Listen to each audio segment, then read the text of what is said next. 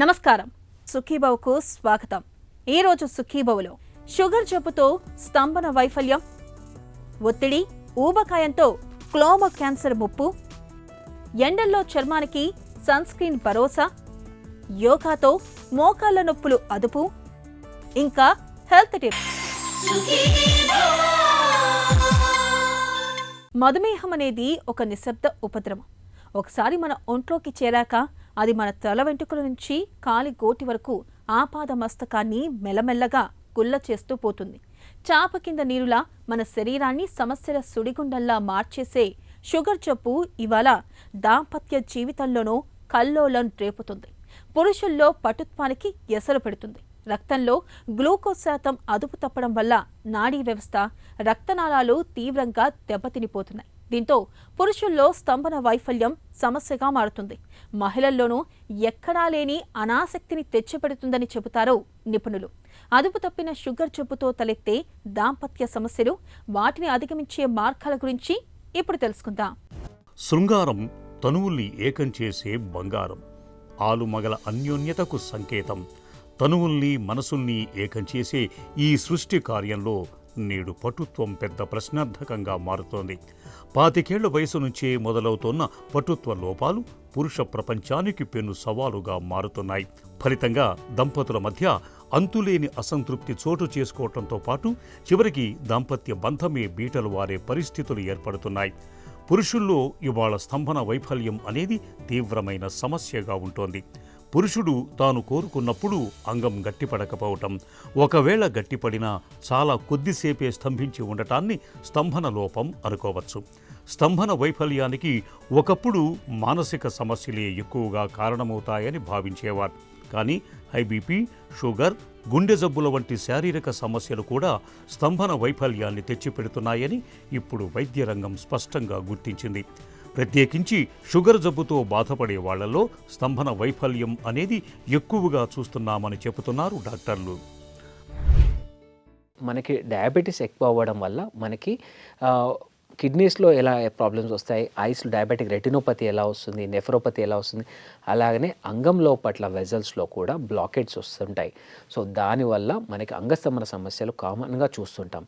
So ఎప్పుడైనా మీకు diabetes ఉంది అంటే ఖచ్చితంగా దాన్ని కంట్రోల్లో పెట్టుకోవడం బెటర్.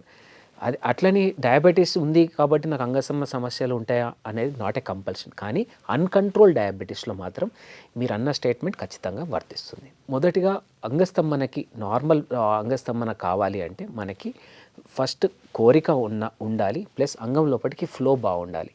ఆ కోరిక బలంగా ఉన్నప్పుడే మనకి అంగం లోపలికి ఫ్లో స్టార్ట్ అవుతుంది. ఈ ఫ్లో అనేది మనకి రక్తనాళాల్లో ఫ్రీ మూమెంట్ ఉండాలి. దీన్ని క్యావర్నోసమ్స్ అంటాం.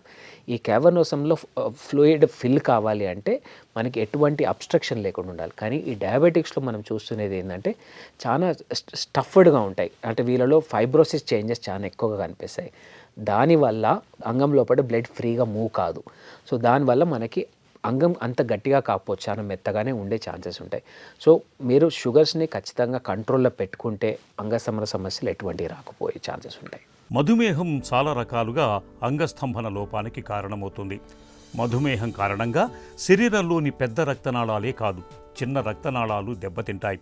దీన్నే మైక్రో యాంజియోపతి అంటారు. ఫలితంగా శరీరంలోని అవయవాలకు కావలసినంత రక్త సరఫరా లభించదు. అంగస్తంభనకు మూలమైనది, అత్యంత కీలకమైనది ఈ రక్త సరఫరానే. పురుషాంగానికి రక్త సరఫరా బాగుండి అది రక్తంతో నిండితేనే అసలు స్తంభన సాధ్యమవుతుంది. అందుకే మధుమేహం కారణంగా రక్తనాళాలు దెబ్బతింటే స్తంభన సమస్య తలెత్తుతుంది. రెండోది, మధుమేహం శరీరంలోని నాడులను దెబ్బతీస్తుంది. ఇది అంగస్తంభన లోపాన్ని కలిగించే సమస్యే. వీటికి తోడు మధుమేహులలో ఊబకాయం, అధిక రక్తపోటు వంటి మెటబాలిక్ సిండ్రోమ్ లక్షణాలన్నీ కలిసికట్టుగా ఉండే అవకాశం ఎక్కువ. అవి సమస్యలను పెంచేవే. వెరీ కామన్గా డయాబెటిక్స్లో మనం చూసే ప్రాబ్లమ్స్ దీంతో పాటు టెస్టోస్టిరోన్ లెవెల్స్ తగ్గే ఛాన్సెస్ ఉంటాయి.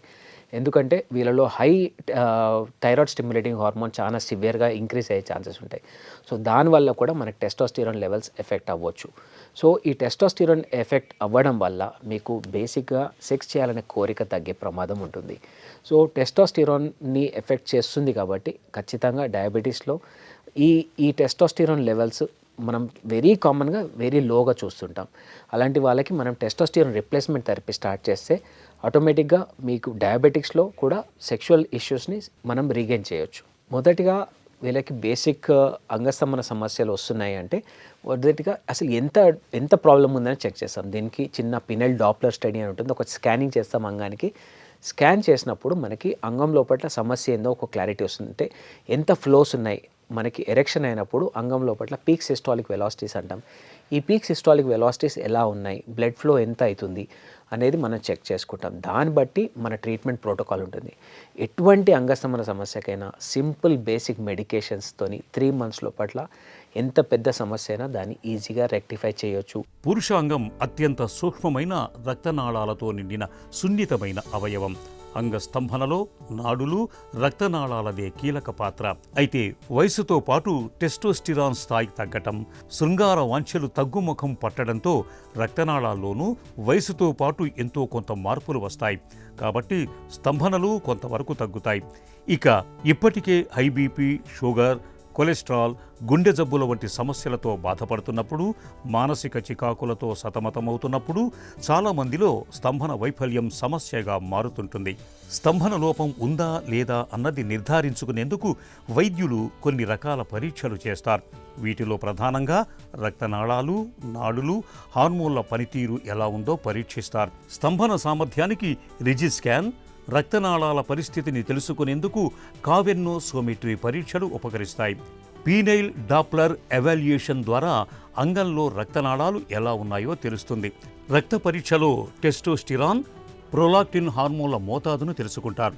అవసరమైతే మరికొన్ని ప్రత్యేకమైన పరీక్షలు చేస్తారు. సో డయాబెటిక్స్లో మేజర్గా మీరు చేయాల్సింది ఏంటంటే మీ షుగర్స్ని కంట్రోల్ చేసుకోండి. షుగర్స్ హై ఉంటే ఖచ్చితంగా మీరు మీ ఫిజిషియన్ని కలిసి, మీ డయాబెటాలజిస్ట్ని కలిసి ఒక్కసారి మీ షుగర్స్ని కంట్రోల్లో తెచ్చుకోండి. కంట్రోల్లో తెచ్చుకుంటే మీకు సెక్షువల్ ప్రాబ్లమ్స్ని కంట్రోల్ అయ్యే ఛాన్సెస్ ఉంటాయి.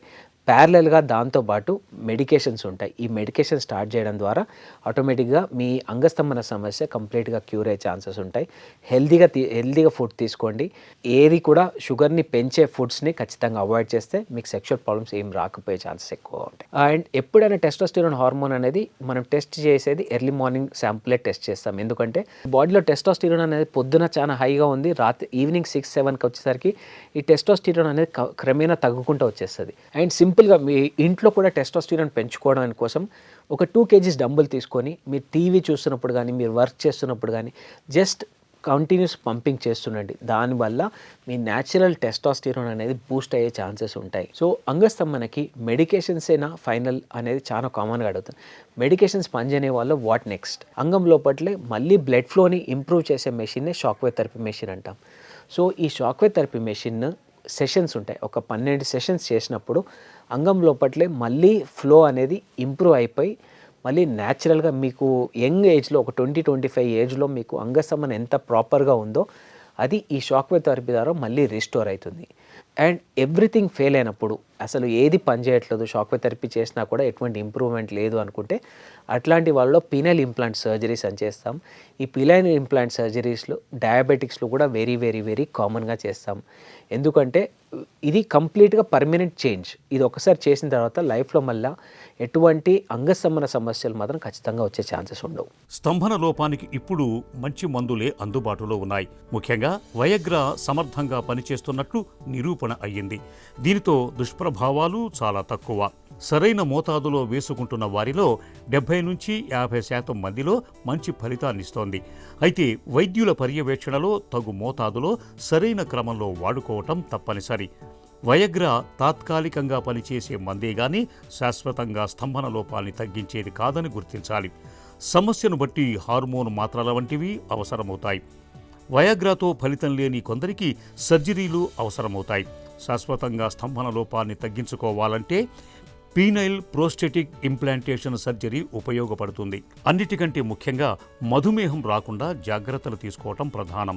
ఒకవేళ షుగర్ ఉంటే కూడా దానిని నియంత్రణలో పెట్టుకోవాలి. హెల్త్ న్యూస్ మీకోసం. ఒత్తిడి, ఊబకాయంతో క్లోమ గ్రంథికి క్యాన్సర్ ముప్పు పెరుగుతున్నట్లు ఒక తాజా అధ్యయనం పేర్కొంటుంది. అనారోగ్యకర ఆహారం, దీర్ఘకాల మానసిక ఒత్తిడి ఇవి రెండూ కలగలిసి క్లోమ గ్రంథిలో క్యాన్సర్ త్వరగా ముంచుకు రావడానికి దోహదం చేస్తున్నట్లు UCLAకి చెందిన పరిశోధకులు చెబుతున్నారు.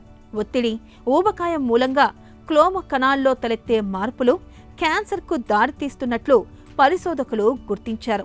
ముఖ్యంగా ఒత్తిడితో ముడిపడిన నాడీ సమాచార వాహకాలు, ఊబకాయానికి సంబంధించిన హార్మోన్లు CREB అనే ప్రోటీన్ను ప్రేరేపిస్తున్నట్లు కనుగొన్నారు. ఈ ప్రోటీన్ క్యాన్సర్ వృద్ధి కావడంతో ముడిపడి ఉండడం గమనార్హం. ఒత్తిడి హార్మోన్లు బీటా అడ్రినర్జిక్ రిసెప్టర్ PKA మార్గాన్ని ఉత్తేజితం చేస్తాయి. ఊబకాయ సంబంధ సంకేతాలేమో ప్రధానంగా PKD మార్గాన్ని ఉపయోగించుకుంటాయి. ఒత్తిడి, ఊబకాయం రెండు ఇలా ఒకే రకం యంత్రాంగాల ద్వారా క్లోమా క్యాన్సర్ వృద్ధిని ప్రోత్సహిస్తున్నట్లు ఈ అధ్యయన ఫలితాలు సూచిస్తున్నాయి. అధిక కొవ్వు ఆహారం ఒకటే క్లోమ కణితుల వృద్ధికి దారితీస్తున్నట్లు ఎలకలపై నిర్వహించిన ప్రయోగాల్లో పరిశోధకులు గుర్తించారు. అయితే ఎలకలను ఒంటరిగా ఉంచినప్పుడు తలెత్తిన ఒత్తిడితో మరింత తీవ్రమైన కణితులు ఏర్పడడం గమనార్హం. మగ ఎలుకల కన్నా ఆడ ఎలుకల్లో ఒంటరితనం బలమైన ప్రభావం చూపుతున్నట్లు వెల్లడైంది. ఒత్తిడికి ఎలకల శరీరం స్పందించే తీరు, బీటా అడ్రినర్జిక్ గ్రాహకం పనితీరు ఈ క్యాన్సర్ ముప్పు మరింతగా పెరగడానికి కారణం అవుతూ ఉండొచ్చని పరిశోధకులు భావిస్తున్నారు. అధిక రక్తపోటు తగ్గడానికి వాడే బీటా బ్లాకర్ రకం మందులతో ఈ ప్రభావాలను తగ్గించే అవకాశం ఉందని పరిశోధకులు సూచిస్తున్నారు. వేసవిలో కాసేపలా ఎండకు తిరిగితే చాలు చర్మమంతా కమిలిపోయి నల్లగా మారిపోతూ ఉంటుంది. తీవ్రమైన ఎండదాడి నుంచి చర్మాన్ని కాపాడుకునేందుకు మనలో చాలామంది రకరకాల సబ్బుల్ని, క్రీముల్ని వాడుతూ ఉంటారు. నిజానికి వీటికన్నా సన్ స్క్రీన్ లోషన్లను చర్మానికి పట్టించడం చాలా మేలు. సన్ ప్రొటెక్టర్ ఫ్యాక్టర్ ఎక్కువగా ఉన్న సన్ స్క్రీన్ లోషన్లను ఎంపిక చేసుకుని వాడుకుంటే మంచి ఫలితం ఉంటుంది. వేసవిలో చర్మాన్ని ఆరోగ్యంగా ఉంచే సన్ స్క్రీన్ లోషన్ల ఎంపికలోనూ వాటి వాడకంలోనూ ఎలాంటి జాగ్రత్తలు తీసుకోవాలో ఇప్పుడు తెలుసుకుందాం. ఎండలు మండిపోతున్నాయి. ఈ పరిస్థితుల్లో బయటకు వెళ్లేవారు చర్మం విషయంలో కాస్త జాగ్రత్తలు తీసుకోవటం మంచిది. వేసవి సమయంలో సూర్యరశ్మిలో అతినీల లోహిత కిరణాలుంటాయి కాబట్టి వాటి వల్ల చర్మం కమిలిపోవటం, నల్లటి మచ్చలు రావటం, మంగు రావటం, దద్దులు రావటం, ఎరుపెక్కటం ఇలా రకరకాల సమస్యలు రావటం మనం చూస్తూ ఉంటాం. ఈ నేపథ్యంలో ఎండలో బయటకు వెళ్ళేటప్పుడు సన్ స్క్రీన్ లోషన్లు రాసుకోవటం మంచిదని వైద్యులు చెబుతున్నారు. మండే ఎండలకు సహజంగానే చర్మంలోని తేమ హరించుకుపోతూ ఉంటుంది కాబట్టి చర్మం మృదుత్వాన్ని కోల్పోయి కళావిహీనంగా తయారవుతుంది. చర్మానికి తగినంత తేమను అందించటం ద్వారా సన్ స్క్రీన్ లోషన్లు ఈ పరిస్థితిని రాకుండా నివారిస్తాయి. సూర్యరశ్మిలోని అతినీల లోహిత కిరణాల ప్రభావం చర్మం మీద పడకుండా ఆ లోషన్లు ఒక తెరలాగా అడ్డుకుంటాయి. సన్ ప్రొటెక్షన్ ఫ్యాక్టర్ విలువ 15 నుండి 30 దాకా ఉండే లోషన్లు తీసుకోవటం వల్ల దాదాపు అన్ని రకాల చర్మాలకు ఇవి పనిచేస్తాయి. ఎండలోకి వెళ్లే ముందు దాదాపు అరగంట ముందు ఈ లోషన్లను చర్మానికి రాసుకోవాలి.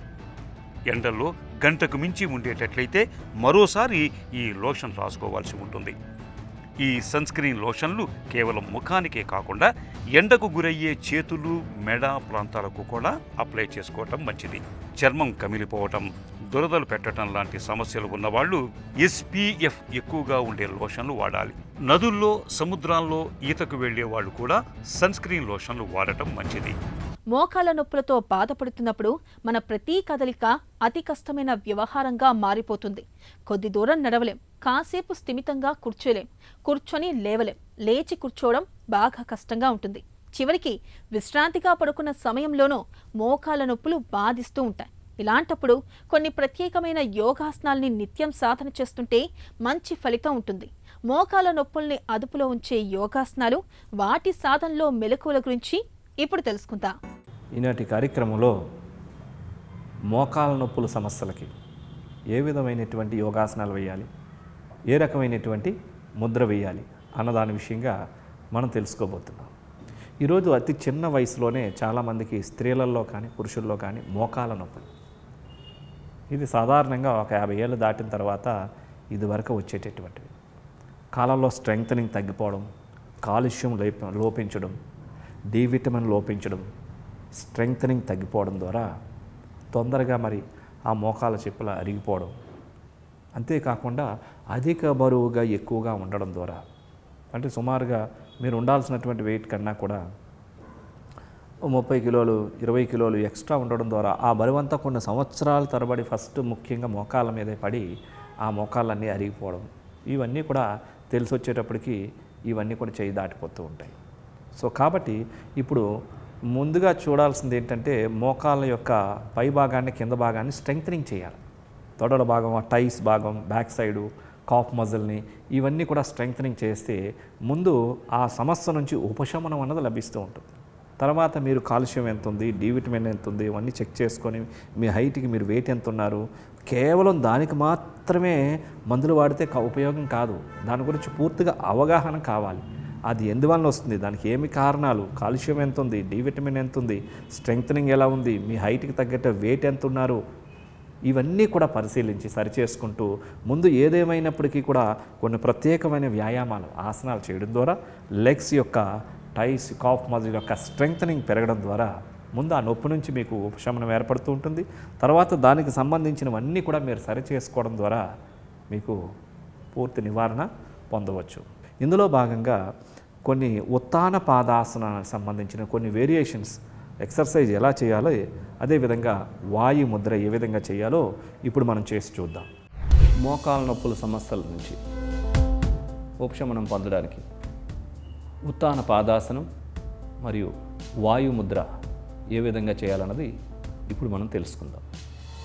ముందుగా దండాసన భంగిమకి రావాలి. కాళ్ళు రెండు స్ట్రైట్గా ఉంచుకొని శవాసన భంగిమలో ఉండాలి. పాదాలు రెండు జతలో ఉంటాయి. ఈ స్థితిలో రెండు చేతులు కూడా నడుం కింద ఉంచుకోవాలి. ఇప్పుడు ఉత్తాన పాదాసనం మీదుగా కొన్ని వేరియేషన్స్తో కూడినటువంటి ఎక్సర్సైజులు చేస్తాం.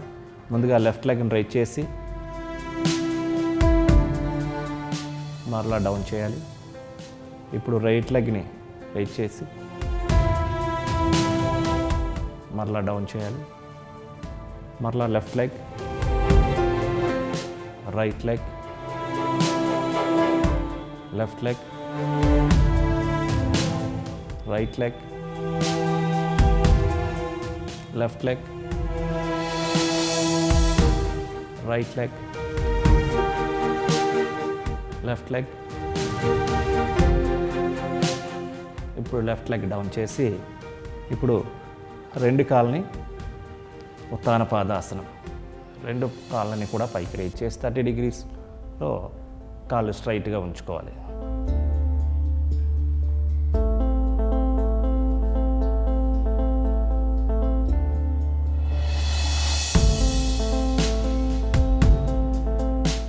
ఇప్పుడు రెండు పాదాలని కిందకి దించి చేతులు రెండు రిలీజ్ చేసి ఒక్కొక్క కాళ్ళను ఫోల్డ్ చేసి ఉంచాలి. లెఫ్ట్ లెగ్ ఫోల్డ్ చేయాలి, రిలీజ్ చేయాలి. రైట్ లెగ్ని ఫోల్డ్ చేయాలి, రిలీజ్ చేసి left leg, right leg, left leg, right leg, left leg,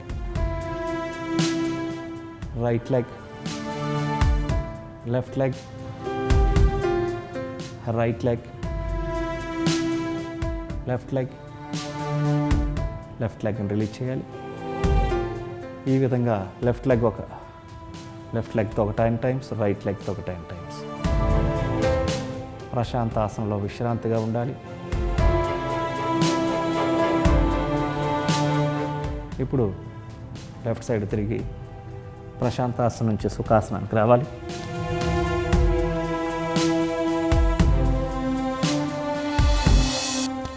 వాయుముద్ర. ఈ వాయుముద్రని సుఖాసనం మీదుగా కానీ, వజ్రాసనం కానీ, పద్మాసనంలో కానీ, వీలు లేకుంటే కుర్చీలో కూడా కూర్చొని చేయవచ్చు.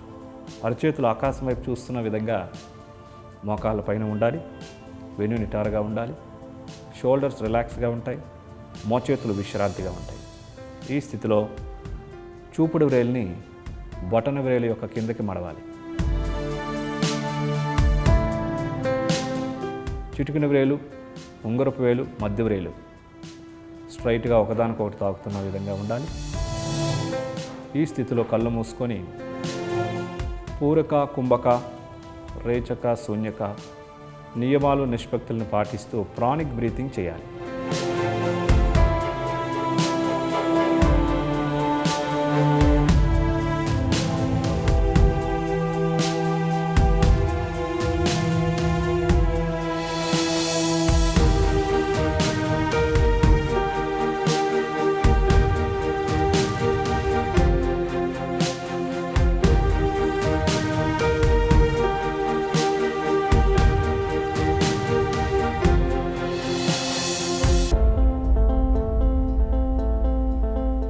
శ్వాసను విడిచిపెట్టిన తర్వాత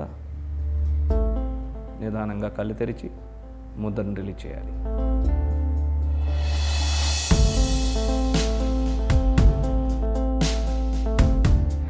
చూసారు కదండి, ఈ ఉత్తాన పాదాసనంలో ఫస్ట్ సింగిల్ లెగ్ లిఫ్టింగ్, తర్వాత బోత్ లెగ్స్ని లిఫ్ట్ చేసి ఉంచడం, తర్వాత సింగిల్ లెగ్ ఫోల్డ్ చేయడం అనేటటువంటివి ఇవి మోకాల నొప్పులకు అద్భుతంగా పనిచేసేటటువంటివి.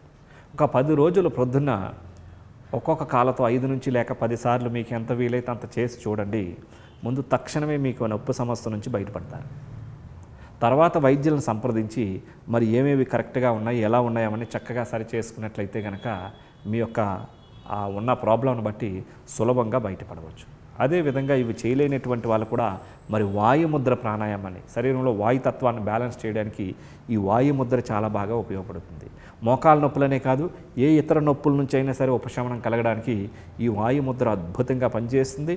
ఈ ముద్రని 15 నుంచి 20-30 నిమిషాల సమయం ఉంటే ఒకేసారి కానీ, లేదంటే 3 తడవల కింద ప్రొద్దున్న, సాయంత్రం, మధ్యాహ్నం ఇట్లా 3 తడవల కింద చేసుకున్నట్లయితే ఒక వారం నుంచి 10 రోజుల లోపల మీకు ఆ మార్పు అనేటటువంటిది చాలా సులభంగా గమనించవచ్చు. మోకాల నొప్పుల్ని అదుపులో ఉంచే యోగాసనాలు, వాటి సాధనలో మెలకువల గురించి తెలుసుకున్నాం కదా. ఇక ఈ రోజు కార్యక్రమాన్ని ముగించే ముందు ఒక చిన్న చిట్కా మీకోసం. ఎండవేడిని తట్టుకునేందుకు ఈ సీజన్లో కాస్త వదులుగా ఉండే తెలుపు రంగు కాటన్ దుస్తుల్ని ధరించండి. తెలుపు రంగు సూర్యకాంతిని ఎక్కువగా శోషించుకోకుండా పరావర్తనం చేస్తుంది. దీంతో మన చర్మంపై ఎండవేడి ప్రభావం తక్కువగా ఉంటుంది.